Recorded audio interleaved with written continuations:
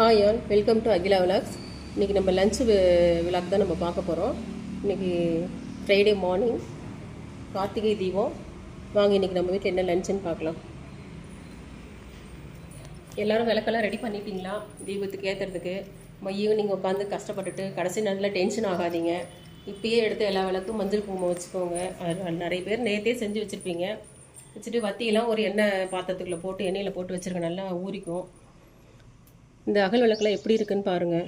இது மாதிரி உங்களுக்கு பிடிச்சிருக்கா, நாங்கள் நல்லா பண்ணியிருக்கோமா கலரிங்னு சொல்லிட்டுங்க. இது மாதிரி உங்களுக்கு வேணும், நல்லா இருக்குன்னு சொன்னீங்கன்னா நாங்கள் இது மாதிரி உங்களுக்கு ரெடி பண்ணி கூட கொடுக்குறோம். எப்படி இருக்குன்னு கமெண்ட் பண்ணுங்கள். இந்த அகல் விளக்கெல்லாம் இன்றைக்கி லன்ச் என்ன பண்ணலான்னு பார்க்கலாம். வாங்க எல்லாரும்.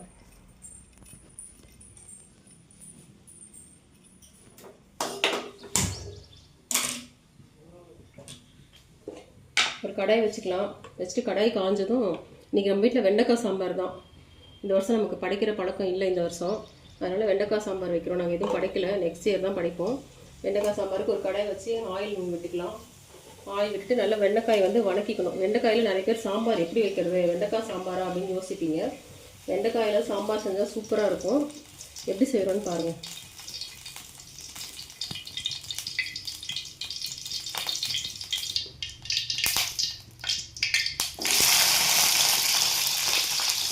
வெண்டைக்காய் நல்லா கழுவிட்டு நம்ம தொடச்சிட்டு அரிஞ்சிக்கணும். அப்போ தான் இந்த மாதிரி சவுண்டெல்லாம் வராமல் இருக்கும். நாங்கள் டைம் இல்லாமல் அப்படியே என்ன பண்ணிட்டோம், கழுவிட்டு அப்படியே அரிஞ்சிட்டேன். அந்த மாதிரி பண்ணாதீங்க. ஆயில் இந்த மாதிரி தெரிக்கும், டக்குன்னு சரி ஆகாது.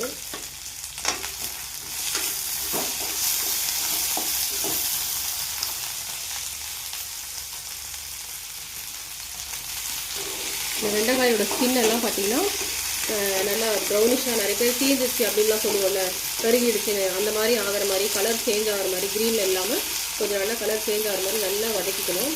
நான் வதக்கிட்டு காமிக்கிட்டு பாருங்கள் எப்படி இருக்கும். சாம்பார் செம்ம டேஸ்ட்டாக இருக்கும் வெண்டைக்காயில் செஞ்சிங்கன்னா. நிறைய பேர் வெண்டைக்காய் அப்படியே வேக வச்சுட்டு பருப்பு ஊற்றிடுவீங்க. அந்த மாதிரி பண்ணிங்கன்னா வெண்டைக்காய் வழவழன்னு இருக்கும். இது அந்த வழவழப்பு இல்லாமல் எப்படி டேஸ்டியாக செய்கிறதுன்னு பாருங்கள். நல்லா வதக்கிக்கணும். வெண்டைக்காயும் வெங்காயத்தையும் ஒன்றா போட்டு வதக்கக்கூடாது. அப்படி வதக்குனீங்கன்னாக்கா வெண்டைக்காய் வதங்கிறதுக்குள்ள வெங்காயம் எல்லாம் கருகிடும். நல்லா ஃப்ரை ஆகட்டுங்க. நல்லா சிம்மில் வச்சு நல்லா ஃப்ரை பண்ணும்போது அந்த வழவழப்பு தன்மை போயிடும். அதுக்குள்ள நம்ம பொரியல் தாளிச்சிக்கலாம். வாங்க.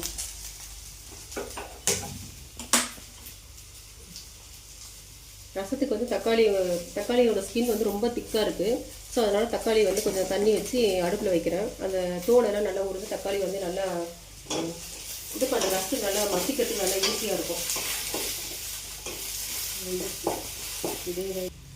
வெண்டைக்காய் நல்லா ஃப்ரீ ஆகிடுச்சு. நம்ம ஃபஸ்ட்டு சாம்பாரே தாளிச்சிக்கலாம். ஒரு 2-3 ஸ்பூன் ஆயில் போட்டுக்கோங்க. போட்டுட்டு இதுலேயே தாளிச்சிக்கலாம். ஃபஸ்ட்டே தாளிச்சிக்கலாம், தாளிச்சிட்டு செஞ்சுக்கலாம். ஏன்னா திரும்ப நம்ம தாளிக்கிறதுக்கு இன்னொன்று, ஏன்னா ஃப்ரை தனியாக பண்ணிட்டோம் வெண்டைக்காயை. அதனால் திரும்ப ஒரு தடவை தாளிக்கிறதுன்றது வேண்டாம். நம்ம ஃபஸ்ட்டே தாளித்து சாம்பார் இது பண்ணிக்கலாம். ஆயில் ஹீட் ஆனதும் கொஞ்சமாக ஒரு 1/4 ஸ்பூன் கடுகு போட்டுக்கலாம். நம்ம கொஞ்சம் தான் சாம்பார் வைக்க போகிறோம், அதனால் போதும். அதுவே இதுக்கு பெருங்காயம் நல்லா போட்டால் நல்லாயிருக்கும். தூக்கலாக போடலாம் பெருங்காயம்.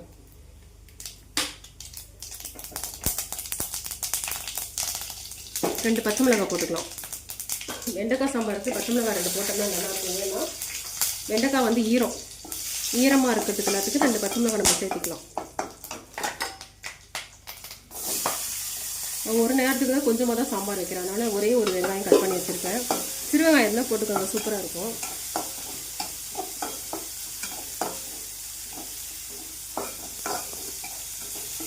வெங்காயம் வதங்கிடுச்சு. நம்ம வெண்டைக்காய் இதில் போட்டுக்கலாம். போட்டுட்டு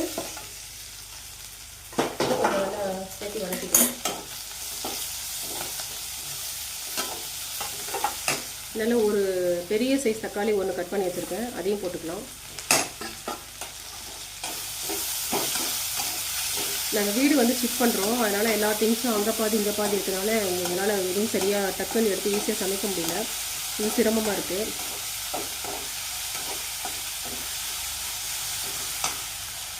சாம்பார் பொடி போட்டுக்கலாம்.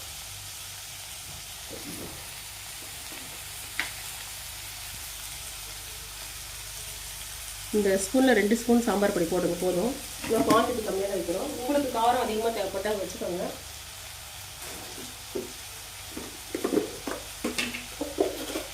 உப்பு போட்டுக்கலாம். ஏன்னா காய் வேக வைக்கும் போது உப்பு போட்டோம்னா தான் வந்து காயில் வந்து உப்பு மிளகாத்தூள் வந்து நல்லா காரம் அப்சர்வ் பண்ணும். அப்போ சாப்பிடும்போது நல்லாயிருக்கும். ஒரு சிலர் என்ன பண்ணுவாங்கன்னா காய், வெங்காயம், தக்காளி எல்லாத்தையும் என்ன பண்ணுவாங்க, தண்ணி ஊற்றி அப்படியே காய் வேக வச்சுருவாங்க. வேக வச்சுட்டு அதுக்கப்புறமா எடுத்து பருப்பையும் புளியும் கரைச்சி ஊற்றுவாங்க. அது வந்து காயில் வந்து டேஸ்ட் இருக்காது. அதனால் பசங்க என்ன பண்ணுவாங்கன்னா அந்த காய் வந்து சாப்பிட மாட்டாங்க. இப்போ இதில் தான் ஒரு ட்ரிக்கு. என்ன பண்ணுறேன்னு பாருங்கள்.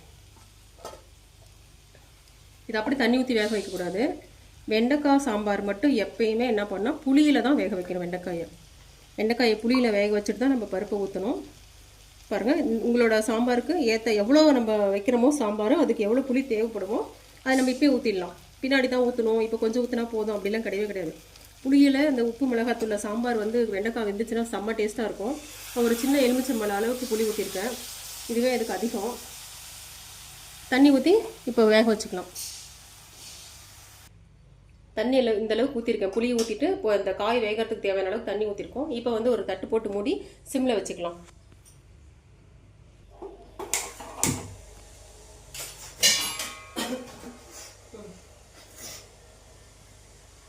வெண்டைக்காய் வந்து நான் இன்னொரு அடுப்புக்கு மாற்றிட்டேங்க சாம்பார் காயை. இப்போ இந்த அடுப்பில் வந்து பொரியல் வந்து தாளிச்சிக்கலாம். ஒரு கடாய் வச்சுட்டு கொஞ்சம் ஆயில் விட்டுக்கோங்க.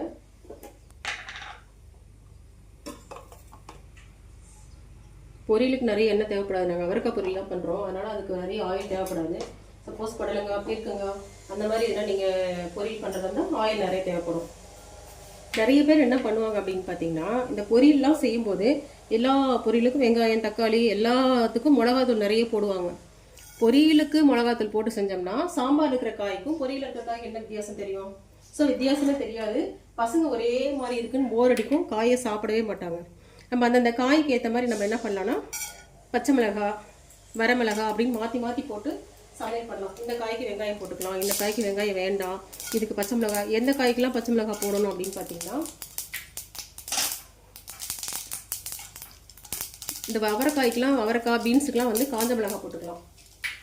புடலங்காய், பாவக்காய், சொரக்காய், சவுச்சவு, நூக்கல், பீர்க்கங்காய், இந்த மாதிரி ஈரமான காயெல்லாம் இருக்குது இல்லைங்களா, அந்த காய்க்கெல்லாம் கூட நம்ம பச்சை மிளகாய் மட்டுமே போட்டு செஞ்சோம்னா, பொரியல் செய்கிறீங்கன்னா பச்சை மிளகாய் மட்டும் போட்டுக்கலாம். இப்போ நான் இதுக்கு வெங்காயம் போடலை பொரியலுக்கு, ஏன்னா கொஞ்சம் தான் பொரியல் செய்ய போகிறோம். இது ஒரு விதமான ஸ்டைல். வெங்காயம் போட்டு செஞ்சோம்னா அது ஒரு மாதிரி இருக்கும். இன்றைக்கி நாங்கள் வெங்காயம் இல்லாமல் சிம்பிளாக தான் செய்ய போகிறோம்.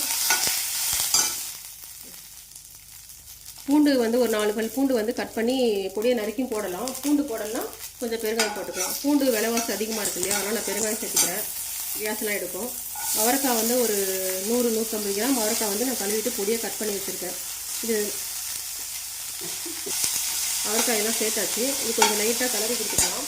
கொஞ்சம் மஞ்சள் பொடி போட்டுக்கலாம்.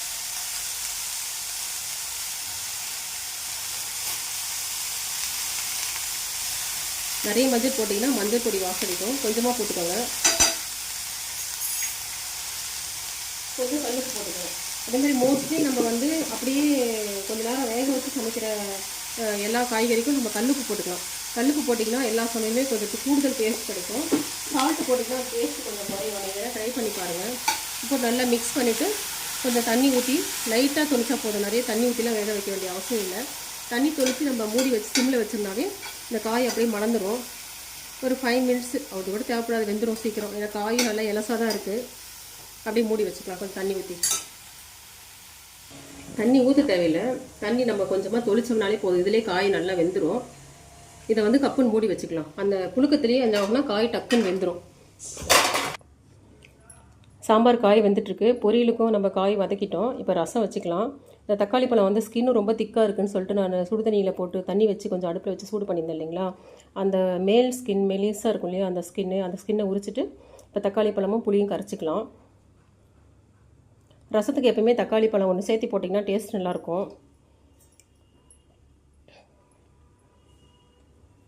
அந்த அகல்விளக்கு பார்த்தீங்களா, அது எப்படி இருக்குது, சூப்பராக இருக்கா? நம்மளால் முடியாத ஒரு வேலைன்னு வந்து இந்த உலகத்தில் வந்து எதுவுமே கிடையவே கிடையாதுங்க. உங்களுக்கு என்னடா அது, இதை போய் நம்மளால் முடியாதா சொல்கிறாங்கன்னு நினைக்க வேண்டாம். நம்ம நினச்சா ஒரு 1/2 அன் ஹவரில் எந்த வேலையுமே செய்யலாம். செய்யணுன்ற எண்ணம் மைண்டில் இருந்தால் போதும். நம்ம அதை செய்ய முடியாத வேலை, ரொம்ப சிரமமான வேலை நம்ம நினச்சா கூட என்ன பண்ணலாம், செய்யணுன்றதை வந்து நம்ம மெயினாக வச்சுக்கிட்டோம்னா அது நம்மளால் முடியுன்ற தாட் மட்டும் மைண்டில் ஸ்ட்ராங்காக வச்சுக்கணும். நீங்கள் வச்சுக்கிட்டிங்கன்னா யாராலையும் செய்ய முடியல கூட நம்மளால் செய்ய முடியும். நீங்கள் வேணால் அது மாதிரி நினச்சி அந்த ஒரு வேலையை செஞ்சு பாருங்கள், நீங்கள் கண்டிப்பாக செய்வீங்க. சப்போஸ் இதுக்கு எல்லாத்துக்கும் காரணம் நம்மளோட நேரம் தாங்க. இந்த காலத்தில் வந்து எல்லாரும் வேலைக்கு போகிறாங்க. ஸோ வேலைக்கு போயிட்டு வீட்டுக்கு வந்தால் நம்ம நைட்டு டிஃபன் பண்ணி கொடுத்து பிள்ளைங்கள சாப்பிட வச்சு நம்ம சாப்பிட்டு படுக்கிறதுக்குள்ளே போதும் நான் கிச்சனில் க்ளீன் பண்ணிவிட்டு. அதனால தான் உங்களுக்கு வேணும்னா நீங்கள் சொல்லுங்கள், நாங்கள் செஞ்சு தரோம். எப்படி இருக்குன்னு பாருங்கள். அதை பார்த்து நீங்கள் கூட ட்ரை பண்ணி செஞ்சீங்க. எனக்கு கமெண்ட் பண்ணுங்கள், நல்லா இருக்கா நல்லா இல்லையா என்ன ஏதுன்னு சொல்லுங்கள். நிறைய பேர் வந்து நம்ம சேனலை வந்து பார்க்குறீங்க, நிறைய 2.2K 3K 4Kலாம் போகுது. சப்ஸ்கிரைபர் மட்டும் வரவே மாட்டேங்கிறீங்க. நீங்கள் சப்ஸ்கிரைப் பண்ணினீங்கன்னா நாங்கள் இன்னும் நிறைய வீடியோலாம் போடுவோம். நிறைய டிஎன்பிஎஸ்சிக்கு படிக்கிறது எப்படி, டெய்லரிங்கு, நாங்கள் பியூட்டிஷியன் கோர்ஸ்லாம் முடிச்சிருக்கோம்.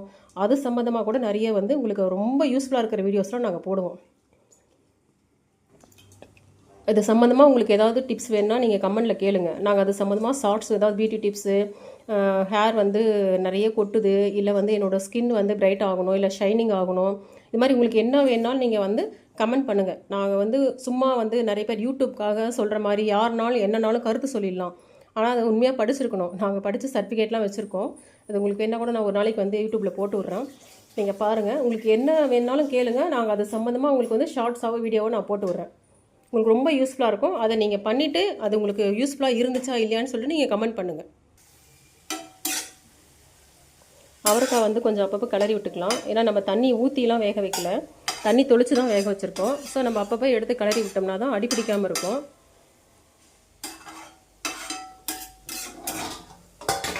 சாம்பாருக்கு காய் எப்படி வந்துட்டுருக்குன்னு பாருங்கள். ரசத்துக்கு புளியை கரைச்சிக்கலாம். ரசத்துக்கு வந்து இந்த புளி கரைக்கும் போது தக்காளியெல்லாம் கரைக்கிறோம் இல்லையா, கரைக்கும் போது 2 இனுக்கு வந்து கருவேப்பிலை அதில் போட்டு கரைச்சி பாருங்கள். கருவேப்பிலை கொத்தமல்லியும் போட்டு கரைக்கலாம். அந்த மனம் வந்து சூப்பராக இருக்கும். என்ன தான் மேலே வந்து தாளிச்சிட்டு சுடு ரசத்தில் நம்ம தாளிச்ச பின்னாடி கொத்தமல்லி கருவேப்பிலை போடுறது ஒரு டேஸ்ட்டு தான். நீங்கள் மேலே கூட போடுங்க, ஆனால் அந்த கரைக்கும் போது கொஞ்சம் போட்டு அதிலேயே போட்டு நல்லா கை போட்டு கரைச்சி பாருங்கள், பயங்கரமாக இருக்கும். டேஸ்ட்டு அள்ளுங்க.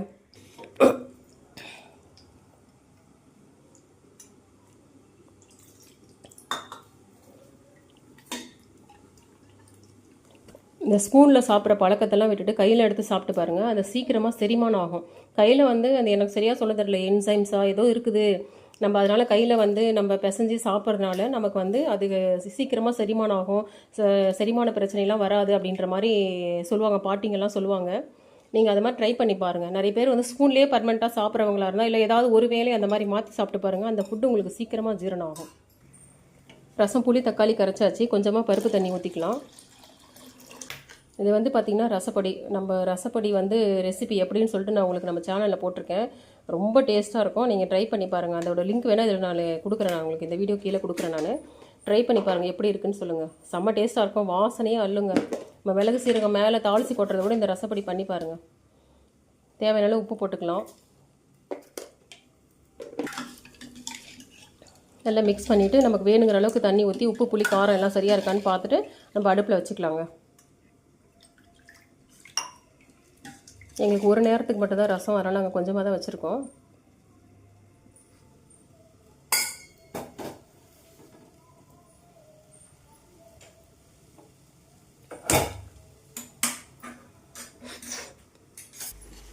வெண்டைக்காய் வெந்துருச்சுங்க. நம்ம பருப்பு கரைச்சி இதில் ஊற்றிக்கலாம். பருப்பு நான் ஏற்கனவே வேக வச்சுருந்தேன், அதை கரைச்சி வச்சுருக்கேன், அதில் ஊற்றிக்கலாம். கொஞ்சம் குக்கரை தண்ணி ஊற்றி அலசி ஊற்றிக்கலாங்க.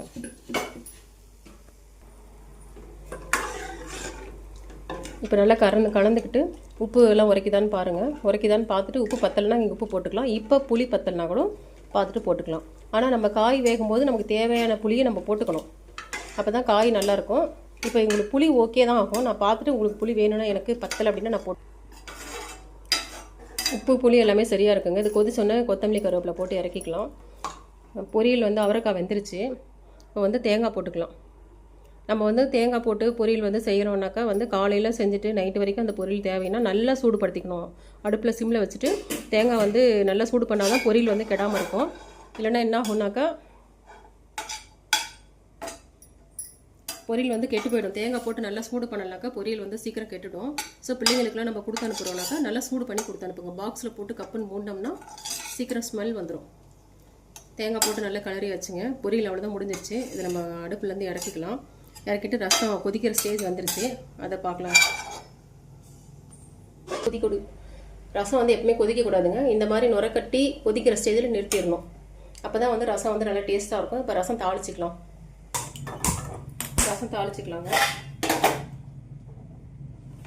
தட்கா பேன் வச்சுட்டு ஆயில் 2 ஸ்பூன் போட்டுக்கலாம்.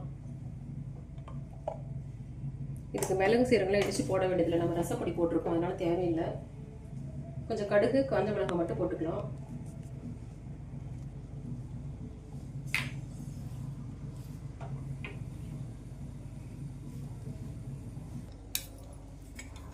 ஆயில் நல்லா ஹீட் ஆகிடுச்சுங்க. ஃபஸ்ட்டு வந்து பூண்டை போட்டுக்கலாம். ஏன்னா பூண்டு சவக்கிறதுக்குள்ள என்னென்னா கடுகு வந்து தீஞ்சிரும்.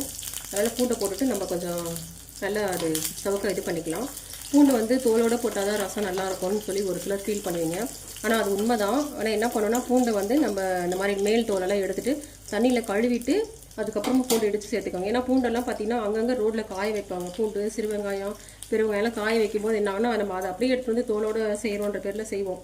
ஸோ பூண்டை எப்பயுமே நல்லா கழுவிக்கோங்க. பூண்டு, வெங்காயம்லாம் நல்லா கழுவிக்கோங்க. கடுகு வந்து நல்லா வெடிக்கட்டும். இதிலே வந்து கருவேப்பிலையும் போட்டுக்கலாம். பெருங்காயம் வந்து இந்த மாதிரி ஆயிலில் போடாதீங்க. ஏன்னா வந்து ஆயில் ரொம்ப ஹீட்டாக இருக்கும். பெருங்காயம் போட்டோன்னே கரிஞ்சிடும். நம்ம இந்த மாதிரி எண்ணெய் கடுகு ரசம்லாம் தாளிக்கும் போது ரசத்தில் மேலே வந்து பெருங்காயத்தை போட்டு இதை ஆயில் எடுத்து அது மேலே கொட்டினோம்னா அந்த ஹீட்லேயே அந்த பெருங்காயம் வந்து எண்ணெயில் ஃப்ரை பண்ண மாதிரி இதாகும். பாருங்கள், கடுகு பொரியிற சவுண்டு வருது பாருங்கள். நம்ம மேலே போட்டோம் கடுகு பொரியாதுன்னு சில பேர் நினைப்பீங்க. சவுண்டு கேட்குதுங்களா உங்களுக்கு? பாருங்கள்.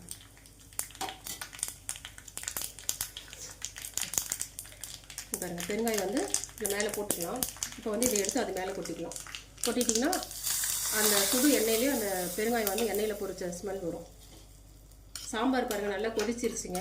இப்போ நம்ம கருவேப்பிலை போட்டு நம்ம சாம்பார் இறக்கிக்கலாம். இதில் என்ன அப்படின்னா மெயினாக உங்களுக்கு ஒரு டிப்ஸ் என்ன அப்படின்னு பார்த்தீங்கன்னா, நம்ம புளி ஊற்றி செய்கிற எல்லா பொருளையும் கொஞ்சமாக நம்ம என்ன பண்ணணும்னாக்கா வெல்லம் இந்த மாதிரி கொஞ்சமாக போடணும். போட்டு பாருங்கள், டேஸ்ட்டு செம்மையாக இருக்கும்.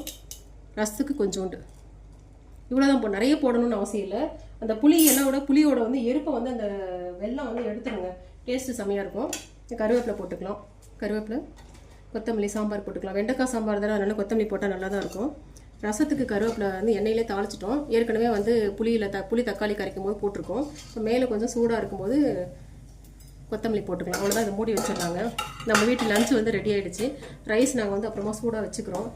நீங்களும் வாங்க, சுட சுட இந்த கிளைமேட்டில் சாப்பிட்லாம். எல்லாருமே கார்த்திகை தீபத்தை வந்து சேஃப்டியாக கொண்டாடுங்க. எல்லோரும் சேஃப்டியாக இருங்க, நல்லா இருங்க. எல்லாருக்கும் கார்த்திகை தீப திருநாள் வாழ்த்துக்கள். தேங்க்யூ. அகிலா விலாக்ஸ் சேனலை மறக்காமல் சப்ஸ்கிரைப் பண்ணிவிடுங்க.